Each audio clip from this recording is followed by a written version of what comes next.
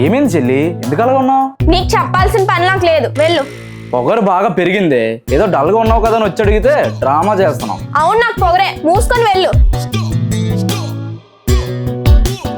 ఆ మాత్రం కోపం ఉంటది మరి. హౌస్ అరెస్ట్ అయ్యేలా చేసావుగా, పాపం రా.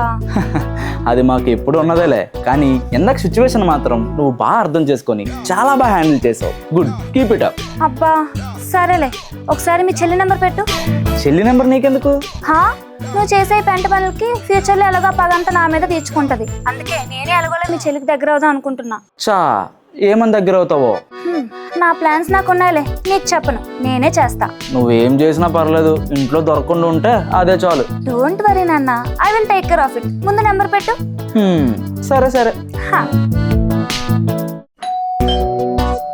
రే, ఎవరో చూడు. సరే అమ్మా.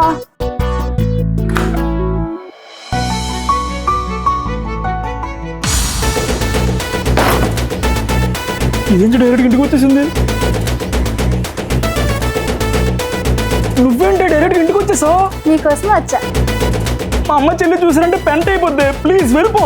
పర్లేదులేరా, రాని చూసుకుందాం.